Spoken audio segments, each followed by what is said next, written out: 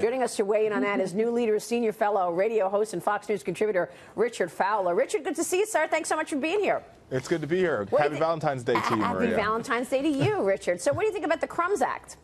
Well, it's an interesting bill. Let me tell you, there's things about it that I agree with. I do believe that for middle-class and working-class families, if they are getting bonus from their company, they should receive those bonuses tax-free.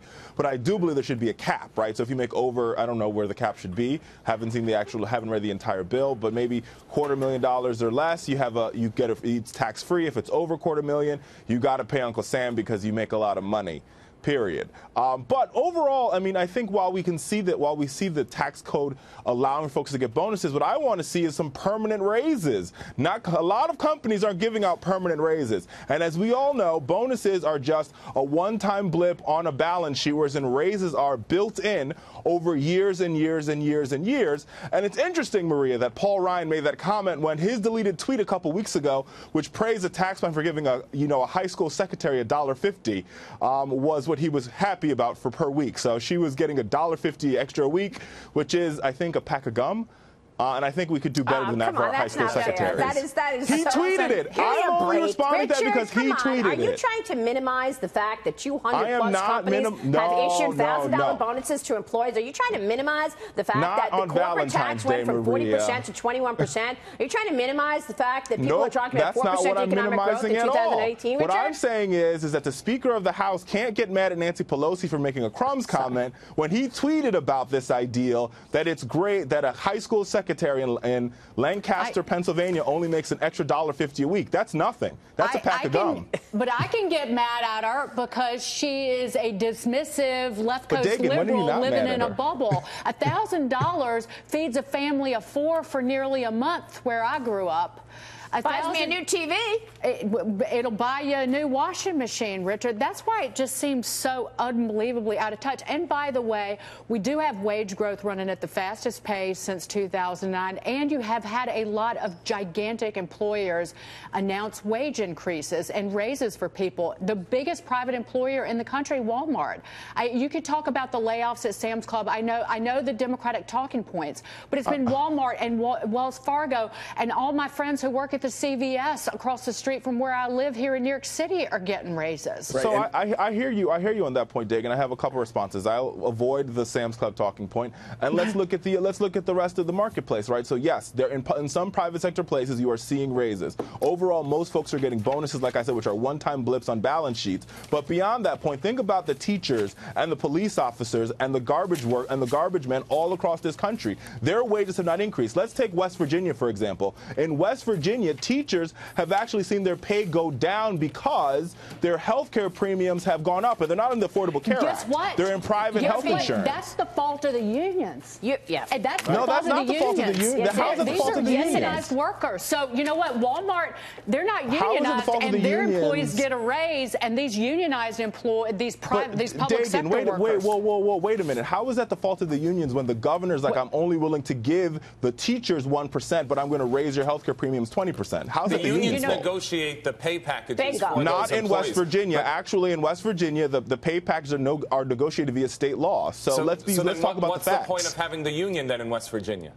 The union is to fight for making sure there's small class size. The union is they lobby for wages, but once again, the governor. Fight for wages? I said they do fight for wages, but I said once again the point I'm making here is we're seeing wage growth, but wage growth isn't happening across the board for all workers. It's not happening for garbage men in Memphis. It's not happening for teachers in West Virginia, and that means. Workers. And the point, though, that we're talking about here is a tax cut for corporations. But it's not happening for charter school teachers either who aren't in a union. But if we talk over each other, no one can hear anything. If you look at corporations in America that got a tax cut, they're taking some of that money. The talking point from the Democratic Party was that it was only going to go to the top earners, the top 1%. But now those corporations that are made up of Republicans and Democrats are giving one-time checks to their employees. They're also increasing salaries. That's a win for both parties. It's a win for the United States of America. And talking about a pack of gum is just taking the facts and twisting them. People are getting real money from this. You're getting real selective, Richard. You're just selecting certain things. When you talk about 4% economic growth, that lifts many boats. That's the whole point. I agree. Yeah. I agree. Then why are you talking about a pack of gum? I'm talking about a pack of gum because Paul Ryan was talking about a pack of gum, and I was refuting your point at the beginning of this. But let's be very clear.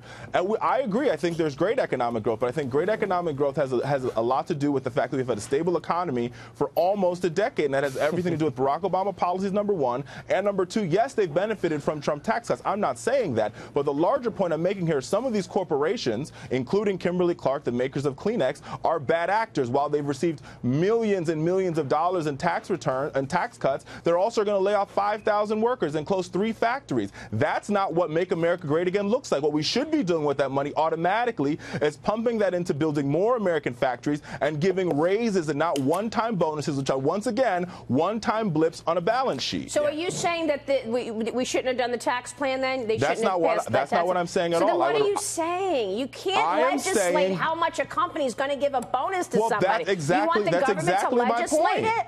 That's exactly my point, Maria. What we should, I am not against taxes. I don't think Democrats are against tax cuts. What we are against are taxes that favor corporations and the rich and wealthy when they don't favor the middle class. And this particular tax plan, the middle class tax cut in this tax plan is not even permanent. Richard, it expires, whereas in the corporate tax rate is permanent. Period. I think you have incredible style, and you are a wonderful man, but the Democrats, the talking point is that the individual tax cuts expire. Then why didn't they step up and vote alongside Republicans? Not one Democrat voted for it. They could have done that, and they didn't want to do it. They didn't want to make it permanent. Not one Democrat voted for the tax cut, Richard. Come on, this is a joke. But I'm trying to figure out, once again, why Republicans didn't think it was a good idea to make the middle-class tax cut permanent. And the argument that you hear from Republicans, oh, well, corporations need planning.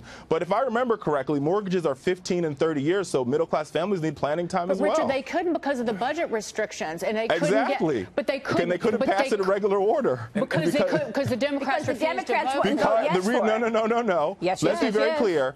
President Barack Obama, when he was president, passed the largest middle class tax cut ever, and Democrats voted for it. The reason why Democrats were against this particular tax cut, and I was against it, was because it favored corporations and wealthy CEOs over the middle class. And the proof is in the pudding, because the middle class tax cut wasn't permanent. What is disingenuous about that, though, is that the corporate tax reform that the Republicans passed was utterly similar, almost identical to what President Obama proposed not once but twice.